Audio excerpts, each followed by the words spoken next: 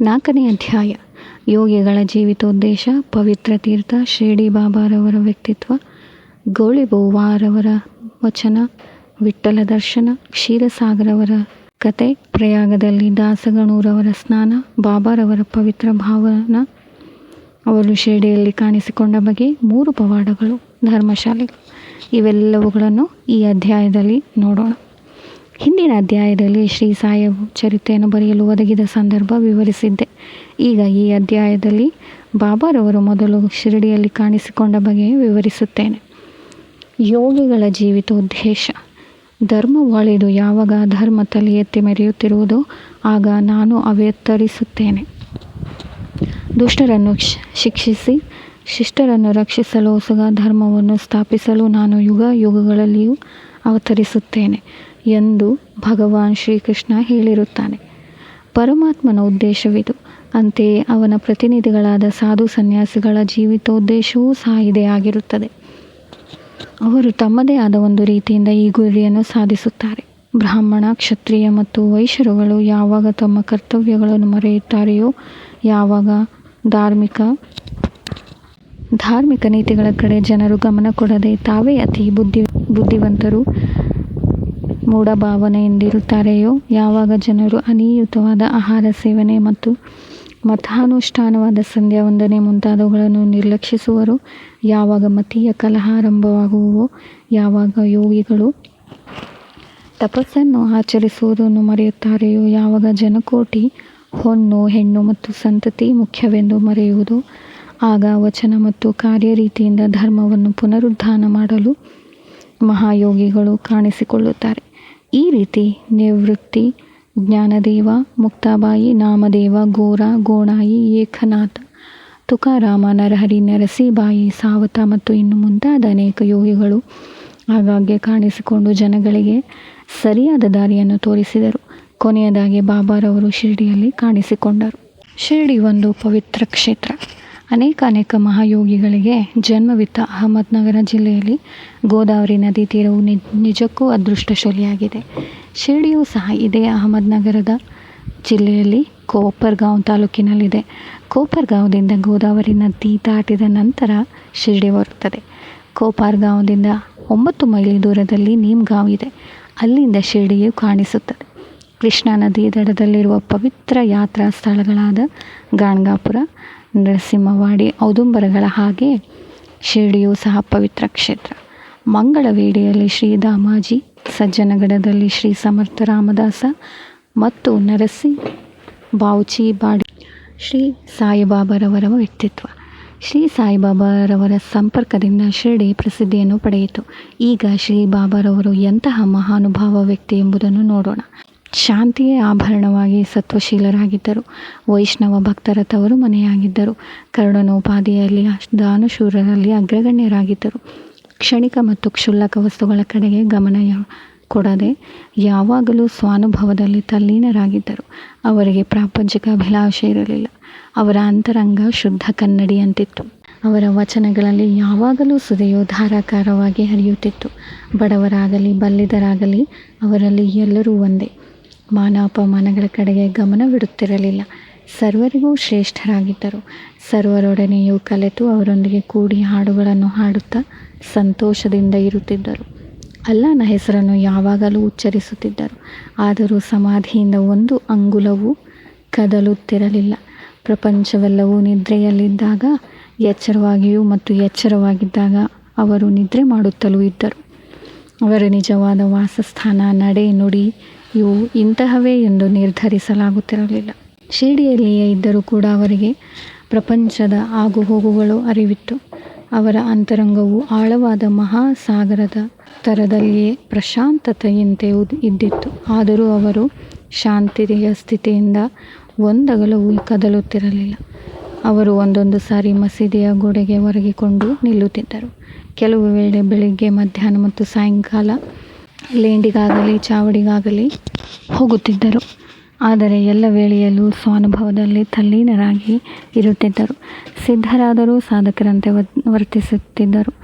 ವಿನಯಶೀಲರು, ಸೌಮ್ಯರೂಪಿಯು ಮತ್ತು ನಿರಹಂಕಾರಿಗಳು ಆಗಿ ಸರ್ವರನ್ನು ಸಂತಸಗೊಳಿಸುತ್ತಿದ್ದರು. ಇಂತಹ ಪವಿತ್ರವಾದ ಶ್ರೀ ಸಾಯಿಬಾಬರವರ ಪಾದಧೂಳಿಯಿಂದ ಪವಿತ್ರವಾಗಿ ದೇಶದಲ್ಲಿ ಶಿರಡಿಯು ಪ್ರಸಿದ್ಧಿಯನ್ನು ಪಡೆಯಿತು. ಆಳಂದಿಯಿಂದ ಜ್ಞಾನೇಶ್ವರರು, ಶ್ರೀ ಸಾಯಿನಾಥರು ಶಿರಡಿಯನ್ನು ಉದ್ಧರಿಸಿದರು. ಶಿರಡಿಯು ನಮ್ಮಂತಹ ಭಕ್ತರ ಪಾಲಿಗೆ ಮತ್ತೊಂದು ಪಂಡರಾಪುರ, ದ್ವಾರಕಾ, ಕಾಶಿ, ರಾಮೇಶ್ವರ, ಬದ್ರಿ, ಕೇದಾರ, ನಾಶಿಕ, ತ್ರ್ಯಂಬಕೇಶ್ವರ, ಉಜ್ಜಯಿನಿ, ಮಹಾಬಲೇಶ್ವರ ಮತ್ತು ಗೋಕರ್ಣ. ಶಿರಡಿಯಲ್ಲಿ ಬಾಬಾರವರ ದರ್ಶನದಿಂದ ನಾವು ಸಂಸಾರ ಸಾಗರವನ್ನು ಮರೆತು ಸ್ವಾನುಭವ ಪಡೆಯಬಹುದು. ಶ್ರೀ ಸಾಯಿಬಾಬರವ ದರ್ಶನವು ನಮಗೆ ಯೋಗ ಸಾಧನೆಯ ಹಾಗೆ. ಅವರೊಡನೆ ನಾವು ಮಾತನಾಡಿದ್ದರಿಂದ ಪಾಪಗಳೆಲ್ಲವೂ ನಿರ್ಮೂಲನವಾದವು. ಅವರ ಪಾದಗಳನ್ನು ತೊಳೆದರೆ ಪ್ರಯಾಗದ ತ್ರಿವೇಣಿ ಸಂಗಮದಲ್ಲಿ ಮಿಂದಂತೆಯೇ. ಅವರ ಪಾದಕಮಲಗಳನ್ನು ತೊಳೆದ ಪವಿತ್ರ ತೀರ್ಥ ಸೇವನೆಯಿಂದ ಅವರ ಆಜ್ಞೆಯ ವೇದ. ಅವರ ಉದಿ ಪ್ರಸಾದದಿಂದ ಎಲ್ಲವೂ ಶುದ್ಧಿಯಾಗುತ್ತವೆ. ನಮಗೆ ನಿರಂತರ ಶಾಂತಿ ದೊರಕಿಸುವ ಅವರೇ ನಮ್ಮ ಪಾಲಿಗೆ ಶ್ರೀರಾಮ, ಶ್ರೀಕೃಷ್ಣ. ಅವರೇ ನಮ್ಮ ಪರಬ್ರಹ್ಮ. ಅವರು ದ್ವಂದ್ವಗಳಿಂದ ದೂರಾಗಿದ್ದರು. ಬಾಬಾ ಎಂದೂ ಹಿಗ್ಗುತ್ತಿರಲಿಲ್ಲ, ಕುಗ್ಗುತ್ತಿರಲಿಲ್ಲ. ಯಾವಾಗಲೂ ಸ್ವತಃ ತಮ್ಮಲ್ಲಿಯೇ ತಲ್ಲೀನರಾಗಿ ಜ್ಞಾನ ಮತ್ತು ಮೋಕ್ಷವನ್ನು ನೀಡುತ್ತಿದ್ದರು. ಶಿರಡಿ ಕೇಂದ್ರ ಸ್ಥಾನವಾದರೂ ಸಹ ಅವರ ಕೆಲಸಗಳನ್ನು ಎಲ್ಲೆಡೆಗೂ ಹರಡಿದ್ದವು. ಸಾಯಿಬಾಬರವರ ಹೆಸರು ದೂರ ದೇಶಗಳಿಗೂ ವ್ಯಾಪಿಸಿ ಪ್ರಪಂಚದ ನಾನಾ ಕಡೆಗಳಿಂದ ಭಕ್ತರು ಬಂದು ದರ್ಶನ ಮಾಡಿಕೊಂಡು ಹಿಂತಿರುಗುತ್ತಿದ್ದರು. ಅವರ ಭಕ್ತರ ಮನವು ನಿಷ್ಕಲ್ಮಶವಾಗಿ ಅಥವಾ ಕಲ್ಮಶವಾಗಿ ಇದ್ದಲ್ಲಿ ಅವರ ದರ್ಶನ ಮಾತ್ರದಿಂದಲೇ ಎಲ್ಲವೂ ಸರಿ ಹೋಗುತ್ತಿತ್ತು. ಪಂಡರಾಪುರದ ವಿಠ್ಠಲ ರುಕ್ಮಾಯಿ ದರ್ಶನದಿಂದ ಉಂಟಾಗುತ್ತಿದ್ದ ಆನಂದದಷ್ಟೇ ಆನಂದ ಇವರ ದರ್ಶನದಿಂದ ದೊರಕುತ್ತಿತ್ತು. ಇದು ಉತ್ಪ್ರೇಕ್ಷೆಯಲ್ಲ, ಅವರ ಭಕ್ತರೊಬ್ಬರ ಅನುಭವ. ಬಾಬಾ ಶಿರಡಿಯಲ್ಲಿ ಮೊದಲು ಕಾಣಿಸಿಕೊಂಡ ಬಗೆ. ಸಾಯಿಬಾಬರವರ ಜನ್ಮ ಹೇಗೆ ಆಯಿತು, ಜನ್ಮಸ್ಥಳ ಯಾವುದು, ಅವರ ತಂದೆ ತಾಯಿಗಳ ಯಾರು ಎಂಬುದು ಯಾರಿಗೂ ತಿಳಿದಿರಲಿಲ್ಲ. ಈ ವಿಚಾರವಾಗಿ ಬಾಬಾರವರ ಯಾವುದೂ ಸಮಾಚಾರವೂ ತಿಳಿದಿರುವುದಿಲ್ಲ. ನಾಮದೇವ ಮತ್ತು ಕಬೀರರು ಸಾಮಾನ್ಯ ಜನರಂತೆ ಜನ್ಮವೆತ್ತಲಿಲ್ಲ. ಅವರು ಶಿಶುರೂಪದಲ್ಲಿ ನದಿಯಲ್ಲಿ ದೊರೆತರು. ನಾಮದೇವನು ಗೋನಾಯಿಗೆ ಭೀಮರತಿ ನದಿಯಲ್ಲಿ, ಕಬೀರನು ಕಮಾಲನಿಗೆ ಭಾಗೀರಥಿ ನದಿಯಲ್ಲಿ ದೊರಕಿದರು. ಬಾಬಾರವರು ಸಹ ಇದೇ ರೀತಿ ಜನ್ಮಿಸಿದರು ಎಂದು ಊಹಿಸಲು ಸಂದೇಹಕ್ಕೆ ಎಡೆಯಿಲ್ಲ. ಅವರು ಮೊದಲು ಶಿರಡಿಯಲ್ಲಿ ಭಕ್ತರಿಗೋಸ್ಕರವೇ ಒಂದು ಬೇವಿನ ಮರದ ನೆರಳಲ್ಲಿ 16 ವರ್ಷದ ಯುವಕನಾಗಿದ್ದಾಗ ಕಾಣಿಸಿಕೊಂಡರು. ಆಗಲೇ ಜ್ಞಾನಿಗಳಾಗಿದ್ದರು. ಅವರಿಗೆ ಪ್ರಾಪಂಚಿಕ ಸುಖಗಳ ಕಡೆಗೆ ಗಮನವಿರಲಿಲ್ಲ. ಮಾಯೆಯನ್ನು ಹೊರದೂಡಿದ್ದರು. ಮುಕ್ತಿಯು ಯಾವಾಗಲೂ ಅವರನ್ನು ಪಾದಸೇವೆ ಮಾಡುತ್ತಿದ್ದಳು. ನಾನಾ ಚೋಪಾದರವರ ತಾಯಿಯವರು ಬಾಬಾರವರನ್ನು ಈ ರೀತಿ ವರ್ಣಿಸಿದ್ದಾರೆ. ಸುಂದರನಾಗಿಯೂ ಚಟುವಟಿಕೆಯವನಾಗಿಯೂ ಇದ್ದ ಈ ಹುಡುಗನು ಮೊದಲು ಆಸನಾಸೀನನಾಗಿ ಬೇವಿನ ಮರದ ಕೆಳಗೆ ಕಾಣಿಸಿಕೊಂಡನು. ಬಿಸಿಲು, ಚಳಿ, ಮಳೆ, ಗಾಳಿಯನ್ನು ಲೆಕ್ಕಿಸದೆ ಕಠಿಣವಾದ ತಪಸ್ಸಿನಲ್ಲಿ ನಿರತನಾದ ಈ ಬಾಲ ಸಾಧು ನೋಡಿ ಹಳ್ಳಿಯ ಜನರೆಲ್ಲರೂ ವಿಸ್ಮಿತರಾದರು. ಈ ಹುಡುಗನು ಹೇಗೆ ಬಂದನು ಎಂದು ಪಿಸುಗುಟ್ಟುತ್ತಿದ್ದರು. ಯಾವಾಗಲೂ ಬೇವಿನ ಮರದ ಕೆಳಗೆ ಕುಳಿತಿರುತ್ತಿದ್ದನು. ಅನುರಾಗಯುಕ್ತನಾಗಿ ಎಲ್ಲರಿಗೂ ಅವನ ಸಮಸ್ಯೆಯಾಗಿದ್ದನು. ಒಂದು ದಿನ ಖಂಡೋಬ ದೇವರು ಒಬ್ಬನ ಮೈಯಲ್ಲಿ ಬಂದಾಗ ಊರಿನ ಜನರು, ಹೇ ದೇವ, ಯಾವ ಪುಣ್ಯಾತ್ಮನ ಪುತ್ರನಿವನು, ಇವನಿಲ್ಲಿಗೆ ಬಂದ ಬಗೆ ಹೇಗೆ ಎಂದು ತಿಳಿಸಿ ಎಂದು ಕೇಳಲು ಖಂಡೋಬನು, ಒಂದು ಹಾರಿಯನ್ನು ತೆಗೆದುಕೊಂಡು ಬನ್ನಿರಿ, ನಾನು ತೋರಿಸಿದ ಜಾಗದಲ್ಲಿ ಅಗೆಯಿರಿ ಎಂದು ಉತ್ತರಿಸಿದನು. ಆಗ ಜನರು ಕೂಡಲೇ ಆ ಜಾಗವನ್ನು ಅಗೆದರು. ಅಗೆಯುತ್ತಿರುವಾಗ ಒಂದು ಕಲ್ಲಿನ ಚಪ್ಪಡಿ ಸಿಕ್ಕಿತು. ಅದನ್ನು ತೆಗೆದು ನೋಡಲಾಗಿ ಒಂದು ಹಜಾರವು ಕಾಣಿಸಿತು. ಆಗ ಖಂಡೋಬನು, ಈ ಹುಡುಗನು ಇಲ್ಲಿ 12 ವರ್ಷಗಳ ಕಾಲ ತಪಸ್ಸು ಮಾಡಿರುವನು ಎಂದನು.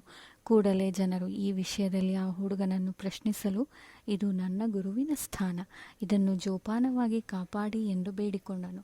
ಆಗ ಅವರು ಅದರಂತೆ ಆ ಜಾಗವನ್ನು ಮೊದಲಿನಂತೆ ಮುಚ್ಚಿದರು. ಅಶ್ವತ್ಥ ಮರವು ಹೇಗೆ ಶ್ರೇಷ್ಠವೆಂಬ ನಂಬಿಕೆ ನಮ್ಮಲ್ಲಿದೆಯೋ ಅದೇ ರೀತಿ ಬಾಬಾರವರಿಗೆ ಬೇವಿನ ಮರವೆಂದರೆ ಮಹಾದಾನುಮಂದ, ಮರವೆಂದರೆ ಅಷ್ಟು ಪ್ರೀತಿ.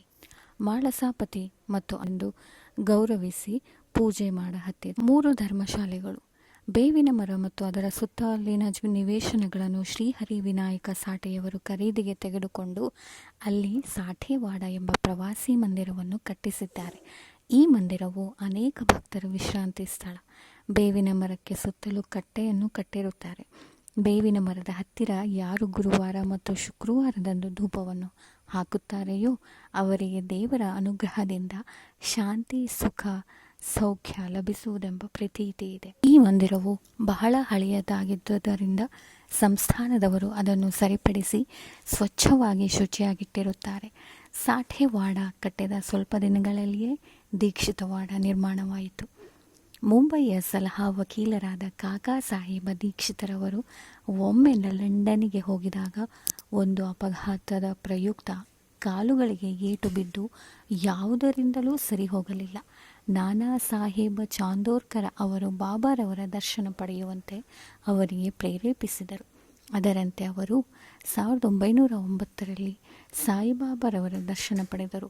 ಮನೋರೋಗವನ್ನು ನಿವಾರಣೆ ಮಾಡಿ ಎಂದು ಬೇಡಿಕೊಂಡರು. ಬಾಬಾರವರ ದರ್ಶನದಿಂದ ತೃಪ್ತರಾಗಿ ಶಿರಡಿಯಲ್ಲೇ ನೆಲೆಸಬೇಕೆಂದು ಮನಸ್ಸು ಮಾಡಿದರು.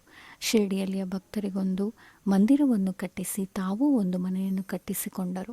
ಇದು ಆರಂಭವಾಗಿದ್ದು ದಿನಾಂಕ 10/12/1910ರಂದು. ಅದೇ ದಿನ 2 ಶ್ರೀ ದಾದಾ ಸಾಹೇಬ ಕಾರ್ಪಡೆಯವರಿಗೆ ಮನೆಗೆ ಹೋಗಲು ಅನುಮತಿ ದೊರಕಿತು. 2 ಚಾವಡಿಯಲ್ಲಿ ರಾತ್ರಿ ಆರತಿ ಪ್ರಾರಂಭವಾಯಿತು. ಈ ದೀಕ್ಷಿತವಾಡೆಯು 1911ನೇ ವರ್ಷದಲ್ಲಿ ಶ್ರೀರಾಮನವಮಿಯ ದಿನದಂದು ಉದ್ಘಾಟಿಸಲ್ಪಟ್ಟಿತು. 3ನೆಯ ಮಂದಿರವು ನಾಗಪುರದ ಲಕ್ಷಾಧೀಶ್ವರರಾದ ಶ್ರೀ ಬೂಟಿಯವರ ಸಹಾಯದಿಂದ ನಿರ್ಮಾತವಾಯಿತು. ಶ್ರೀ ಸಾಯಿಬಾಬಾರವರ ದೇಹವು ವಿಶ್ರಾಂತಿ ಪಡೆಯುವುದರಿಂದ ಭವನ ನಿರ್ಮಾಣಕ್ಕೆ ವಿನಿಯೋಗಿಸಿದ ಹಣವು ಸದ್ವಿನಿಯೋಗವಾಗಿತ್ತೆಂದೇ ಹೇಳಬಹುದು. ಈ ಮಂದಿರವೇ ಈಗಿನ ಸಮಾಧಿ ಮಂದಿರ. ಈ ಮಂದಿರದ ನಿವೇಶನದಲ್ಲಿ ಬಾಬಾರವರು ಪ್ರತಿದಿನ ಸಹಾಯದಿಂದ ತೋಟವನ್ನು ನೋಡಿಕೊಳ್ಳುತ್ತಿದ್ದ ಬಗೆ, ಪುನಃ ಚಾಂದ ಪಾಟೀಲರವರ ಮದುವೆ ನಿಬ್ಬಣದ ಸಂಗಡ ಶಿರಡಿಗೆ ಬಂದ ರೀತಿ, ಮೊಹದ್ದೀನ್ ತಾಂಬೋಳಿಯವರೊಡನೆ ಕುಸ್ತಿ ಆಡಿದುದು, ಇನ್ನು ಮುಂತಾದ ವಿಚಾರಗಳ ಬಗ್ಗೆ ಮುಂದಿನ ಅಧ್ಯಾಯದಲ್ಲಿ ವಿವರವಾಗಿ ಪ್ರಸ್ತಾಪಿಸುತ್ತೇನೆ ಎಂಬಲ್ಲಿಗೆ ಅಧ್ಯಾಯ 4 ಮುಕ್ತಾಯವಾಯಿತು. ಓಂ ಶ್ರೀ ಸಾಯಿ ಪ್ರಣಾಮ್.